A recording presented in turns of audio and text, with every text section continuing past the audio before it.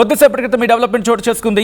పాకిస్తాన్పై Israel సంచలన వ్యాఖ్యలు చేసింది. పాకిస్తాన్ మీద తమకు నమ్మకం లేదంటోంది ఇజ్రాయెల్ రాయబారి రూబెన్ అజార్ చేసిన ఈ వ్యాఖ్యలు ప్రస్తుతం పెనుదుమారాన్ని రేపే అవకాశం ఉంది.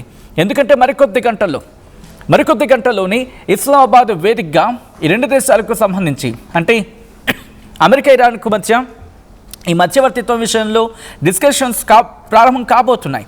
ఈ టైంలో ఇటు ఇజ్రాయెల్ చేసిన అంశం. సో ఒక్కసారి క్లియర్గా మాట్లాడుకునే ప్రయత్నం చేద్దాం. ఎందుకు పాకిస్తాన్ను ఇజ్రాయెల్ కాదంటోంది? ఇజ్రాయెల్కు పాకిస్తాన్కు మధ్య గత కొన్నేళ్లుగా ఆ రిలేషన్స్ బ్రేకప్ అయితే ఉంది. అంటే ఇద్దరి మధ్య అంటే పాకిస్తాన్కి ఇజ్రాయెల్కి మధ్య సత్సంబంధాలు లేవు. పాకిస్తాన్కి అమెరికాకి సత్సంబంధాలు ఉన్నాయి, కానీ పాకిస్తాన్కి ఇజ్రాయెల్కి సత్సంబంధాలు లేవు. పాకిస్తాన్ అండ్ ఇజ్రాయెల్ ఈ రెండింటి కూడా పచ్చగడ్డిస్తే భగ్గమంటూ ఉంటుంది ఈ రెండు దేశాల మధ్య పరిస్థితి. అండ్ అలాగే ఇరాన్కి పాకిస్తాన్కి కూడా పడదు, బట్ పడినట్టు నటిస్తూ ఉంటాయి అంతే. మరి ముఖ్యంగా పాకిస్తాన్ విషయంలో ఎందుకంటే ఇదే పాకిస్తాన్ అమెరికాకు వత్తాసు పలకడం ఇరాన్కు నచ్చదు. అండ్ ఇదే పాకిస్తాన్ సౌదీ అరేబియా కావచ్చు లేకపోతే గల్ఫ్ దేశాలతో అంటకాగడం కూడా పెద్దగా నచ్చదు. బట్ ఇప్పుడు వేరే ఆప్షన్ లేదు కాబట్టి పాకిస్తాన్ ఆ మధ్యవర్తిత్వం. అండ్ ఇంట్రెస్టింగ్ ఇంకొక పాయింట్ ఏంటంటే పాకిస్తాన్ అవసరం అమెరికాకు ఉందా?